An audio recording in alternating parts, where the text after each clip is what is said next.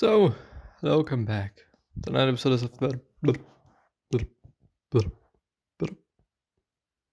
Yes. And we're gonna go through another book summary, Brain Rules by John Medina, whatever, from Ivalio Durmonsky on the durmonsky.com site. I was looking for something else, another summary, Epictetus Manual for Life. I think it is called. It is, and this is a fact, a book by Epictetus. And I have reviewed his site before, I do remember, and I don't know. I think it is good. It's relatively short summaries you can find here, but we will see. This is a comprehensive summary of the book Brain Rules, 12 Principles for Surviving and Thriving at Work, Home, and School by John Medina, covering the key ideas and proposing practical ways for achieving what is mentioned in the text. Written by book fanatic and online librarian Ivailo, which is Ivaylno Durmonsky, Durmonski. Supporting members get full access.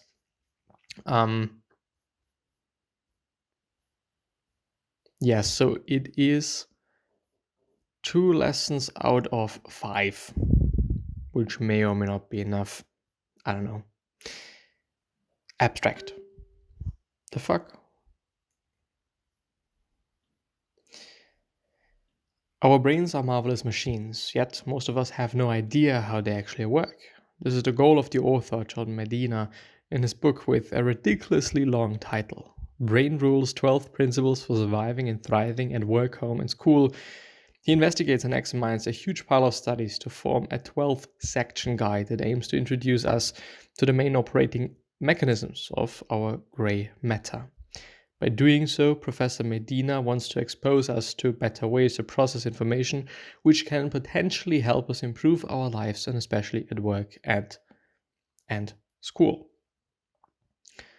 The core idea. Once you realize what are the main needs of our brains on an atomic level, you'll better understand why sitting in a chair for 8 hours straight seems like an impossible feat, and why we doze off in the middle of a presentation. Our brains evolved to survive in the wilderness, not in cubicles. By getting to know our fundamental desires, how our brains actually work, and what they need to thrive, we can better tackle the problems we face in the modern world.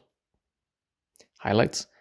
Add a dose of emotion to what you're trying to teach to make it easier for others to learn. We need to expose ourselves again and again to important information if we want to remember it for longer. To important information if we want to remember it for longer. Stress and the lack of control hurts people emotionally and not only physically. Something to add here is, just because we are talking about learning, very recently Andrew Huberman from the Huberman Lab podcast, professor at Stanford University, also having a teaching role there as far as I know, and his lab. He published an episode fully on learning and quote unquote new findings on learning and what we can do to improve our learning. And just because I'm reading emotions here, him saying, add a dose of emotion to what you're trying to teach to make it easy for others to learn. Yes, when emotions are evolved, we learn better. On one hand, on the other hand, something very specific is when adrenaline is added, we learn better. When we're having some traumatic experiences, mostly something negative. Well, because it is traumatic anyway. We do only need one fucking repetition to remember what happened. Or we completely forget about that, but let's assume we remember. And most often, it just has to happen once, and we remember it. Part of it, and this is proven through some mechanism in some way, and Huberman talked about how it was proven in his podcast,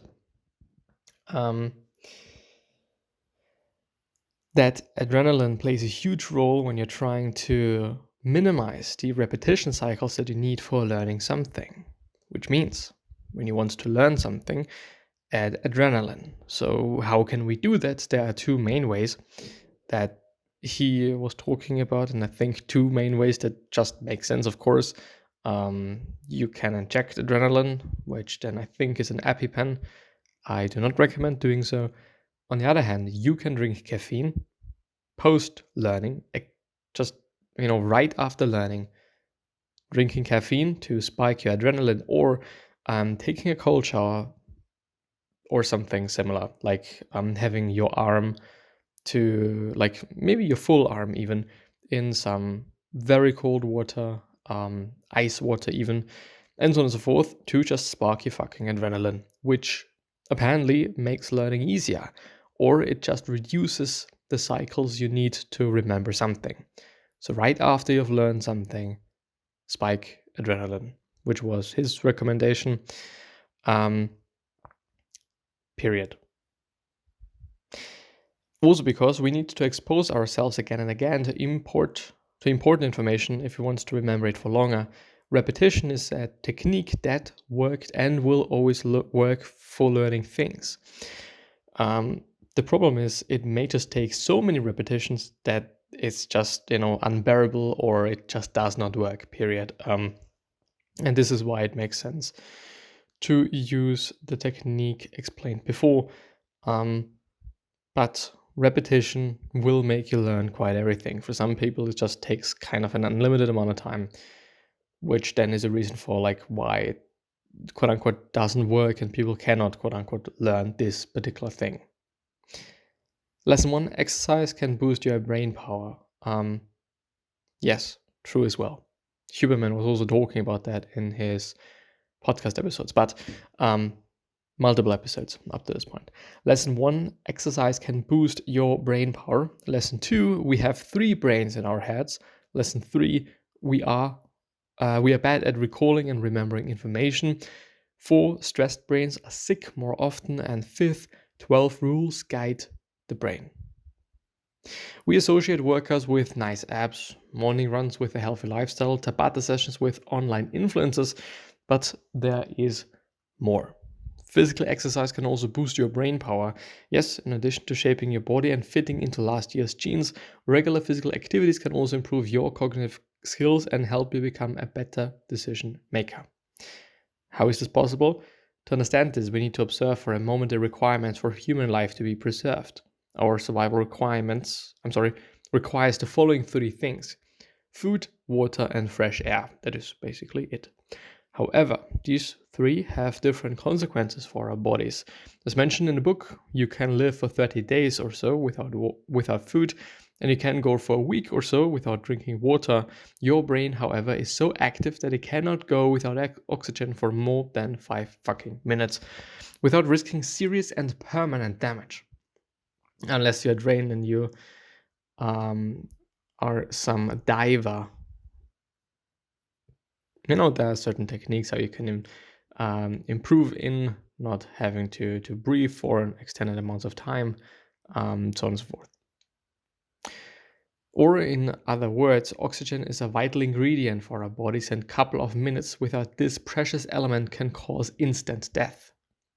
So how is this related to physical activities? Simple. When you move, you improve your oxygen consumption. The more and the better you consume oxygen, the better your brain operates. The scientific explanation is rather complex, and I prefer to refrain from adding even more complexity to it, but in one sentence I can say that blood flow increases when we move regularly, which helps us make new blood vessels. These new blood vessels improve the overall performance of our body, including how fast and well we think. So workout doesn't only improve your physical fitness, it also makes you smarter. Besides, we have only recently started driving cars and flying to other countries. Before that, taking into account the timeline of our whole existence as a species, for the majority of our time we walked. So if you're not regularly moving your body, you are preventing it from doing what it was designed to do, which is moving. A lifetime of exercise can result in a sometimes astonishing elevation in cognitive performance compared with those who are sedentary, which is a quote by John Medina himself. I don't know. We all know some very old people that are still very young and also very sharp. And a lot of people then say, or they themselves say, that it is due to them being physically active up into their old age. Huberman, as I said before, was also talking about sports and what it has to do with learning. And there are two other, maybe even three, I do not really remember, mechanisms to, look for when it comes to this topic, when it comes to exercise and the brain. And up to this point, lifting weights was not confirmed to, at least in one way, so there are two ways, and in one way, I guess, do not remember correctly, it wasn't confirmed that it is doing the same thing, but through the other mechanism, it should also work the same way, and it kind of is also supposed to work in that way. But cardiovascular activity, I guess it was 180 minutes per week of, what is it, like mid, you can hold a conversation with someone by doing cardio, but yeah, this is like the intensity of what this exercise should look like, these exercises. On the other hand, there are also some animal studies and animals that, for whatever reason, don't remember, but they kind of get sedentary and they just don't do anything. Then they don't move, they don't do whatever. Maybe they do not even eat, or they are having like some enough food eaten prior, so they can survive these periods of time where they're just sedentary, and then maybe even up to their death. I don't remember. I don't even know the animal anymore. But the point is, they start digesting their own brain because they're not moving, which is insane if you're thinking about it. So I don't want to say that this is also what happens to human beings when we are not moving, but I don't know. Moving your body also activates the brain. So, if you're not using any of this, might not be that good. But yeah. Lesson 2, we have 3 brains in our heads. This is what we're going through the next time, I think. And yeah, up until then, I wish you a good week, a good day, a good night, or whatever. And I'll see you the next time. Bye-bye.